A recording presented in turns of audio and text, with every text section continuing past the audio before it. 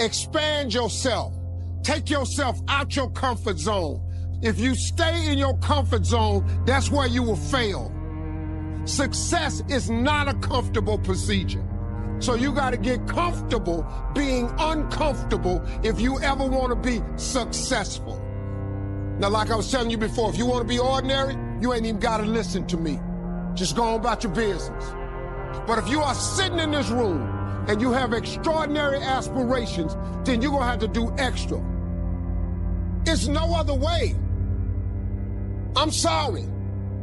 You have to decide if you are willing to do the things to put you in that category. Rich people don't sleep 8 hours a day. The Bible says, he who loves to sleep and the folding of hands, poverty will set upon you like a thief in the night. I'm gonna ask you one question, I'm gonna go. How many of you in here know somebody who loves to sleep? Let me ask you something. Ain't they poor? I want you to max out your life. I want you to max out your business. You got to get a little bit more intense. You got to stop being so dadgum casual. If you're going to play the game, let's play to win it. Every single day has to be a pursuit to get better because you are ultimately chasing the destiny version of you. Do you hear me on that? Say yes. You're obsessed with what other people think about you. The thing that's going to kill your dream is your addiction to other people's approval. Do you have the courage to act outwardly on what you see inwardly? Do you have the courage? It takes courage to be successful. It is far easier not to be successful. It takes courage to be exceptional. It takes courage to be rich. It takes courage to be knowledgeable. And I'm just wondering, in this reality TV world we live in today, I'm wondering if there's anybody left that's got the courage to say, after all I've been through, I've been going through all of that just to fit in with Rohn said. It takes courage to be different. It takes courage to get you outside of the box. It takes courage to win. Do you have the courage to stand there so the storms keep raging? Do you have the courage? It takes courage to act. It takes courage to start over again. Somebody said that courage is going from failure to failure without losing enthusiasm. When you have something you want to do, if you don't develop the courage, life will move on you. Courage. Ambition requires courage. Ambition requires that you fight off fear. Fear is one of those things, one of those emotions that can stop people dead in their tracks, foregoing success and achievement. Fear can rear its ugly head in many ways. Remember the old saying? You have nothing to fear but fear itself. You can be afraid of looking ridiculous. You can be afraid of change. You can be afraid of the competition.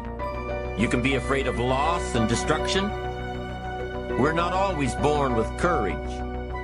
We're not always born with all the fears either. Maybe some of your fears are brought on by your own experiences, by what someone has told you. Now, some fears are valid, like walking alone in a bad part of town at 2 in the morning. If there isn't fear, there's probably a bit of ignorance. Once you learn to avoid that situation, you won't need to live in fear of it. Fears, even the most basic ones, can totally destroy our ambitions. Fear is an enemy. And let me tell you about some of the other enemies we face. One of the enemies that you've got to destroy before it destroys you is indifference. Drifting away from your ambitions. You can't drift your way to the top of the mountain. Next one, an enemy inside all of us, indecision. The thief of opportunity. It'll steal your chances for a better future. Take sword to this enemy. Next enemy on the inside is doubt. You can't believe everything, but you can't let doubt take over. Doubt the past and doubt the future and doubt the possibilities and doubt the opportunities. I'm telling you, it'll destroy your life and destroy your chances and empty your bank account and empty your heart. Get rid of it. Next is worry. We've all got to be alarmed, but we don't want to be conquered. 3 o'clock in the morning, your daughter's not home yet. You've got to worry. But you can't let worry loose like a mad dog that drives you into a small corner. Drive them into a small corner. Whatever's pushing on you, you've got to push back. Guess where illness is in your life? Illness is constantly testing the outer edges of your health plan. And if illness can find a weak spot, it'll muscle in and take the territory. Unless you've got enough discipline and power to say, I'm going to fight illness like an enemy. The next enemy inside is overcaution, the timid approach to life. And if you let it go and go and go, it'll conquer you. Timid people don't get promoted. They don't advance and grow and become powerful in the marketplace. Do battle with the enemy. Build your courage to fight what's holding you back. Do battle. Have the courage to fight back. Here are a few techniques to help build your courage. Number one, put all remote possibilities out of your mind. Don't spend your time thinking about all the bad things that might happen to you. Courageous people don't worry about the unlikely, things out of their control. They concentrate on what they can control.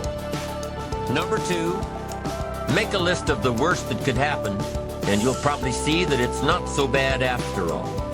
Once you face your fear, you can move on. And if you've looked at the possibilities beforehand, you'll probably never be faced with the situation at all. And by contemplating what might happen, you'll chart your course to make sure that it doesn't.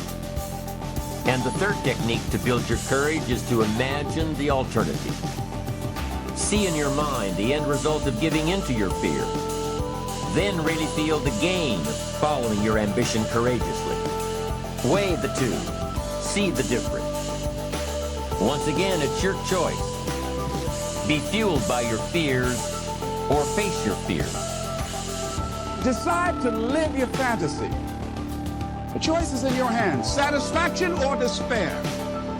Decide not to make your life predictable. You don't get much juice and happiness out of life like that. Want to create a greater sense of fulfillment? Challenge your fears. Don't allow them to rule you.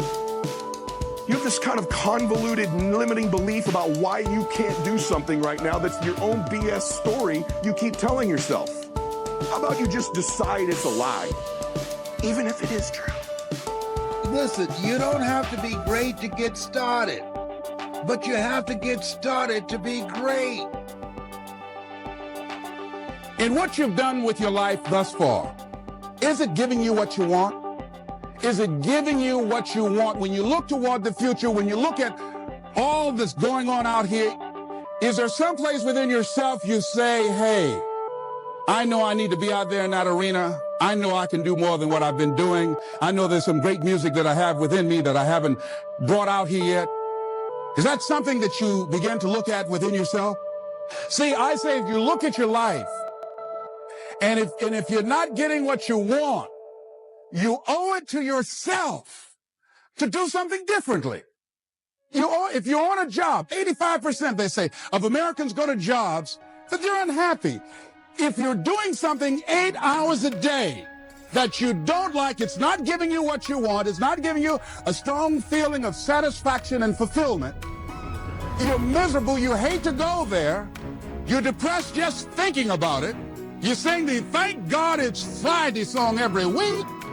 If that's what it is, you owe it to yourself to start strategically working to change directions. See, but you know what most people will do? Most people will resist change. Most people will fight change as if change would be worse than what they're experiencing. See, they know this. They're familiar with this. Most people will not challenge the unknown. They won't just step out there. See, there's certain things that's got to be in place. They got to see it all together. And life isn't like that. That's not how you grow. So as you look at your life, you're saying, I'm not getting what I want. As you begin to look toward the future, begin to know that whatever it takes for you to create that, you've got that in you. You got that. You've got genius in you. You've got goodness in you. You've got creativeness in you. If you decide to take the initiative to change the current quality of your life, I say to you that you will find that the universe is on your side, that life is on your side. Now, will it be turbulent? Yes. Will it be easy? No, no. Will you have some opposition? Yes. Will I make a lot of mistakes? Yes. Will I get hurt? Yes. Yes.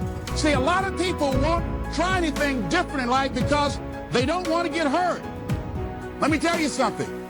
It's too much pain to duck. Pain is everywhere.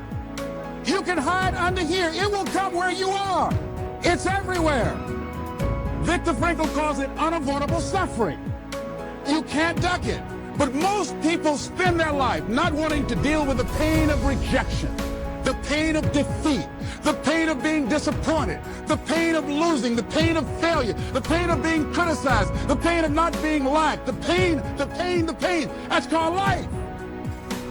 Life is full of pain. It's everywhere. But guess what? There's no gain without pain. Because it's the pain of regret that you experience. If I had it to do over again, that's a pain. Don't you know that's when you know, I was in a seminar once and this lady stood up. If I had my life to live over again, she talked about all of the things that she would do. And you can feel the pain of regret in her voice. The pain of regret. She still experienced pain. She was trying not to experience the pain of defeat, the pain of disappointment, the pain of loss, the pain of lack of support. And she still experienced pain. It was right there. We can't get around it. Most people are governed by their habits, their fears, and the opinions of others. A lot of people never try anything differently because they have been convinced by people in their lives that they value that they can't do it. They're living within the context of the opinions that other people have of them, the low expectations. Many people doubt themselves because when they thought about doing something at some critical point in their lives, somebody they respected and honored, somebody they believed in, somebody that they loved, someone they trusted said, you can't do that. And they accepted that.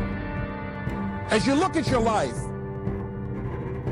ask yourself the question, what would your life be like? What would your life look like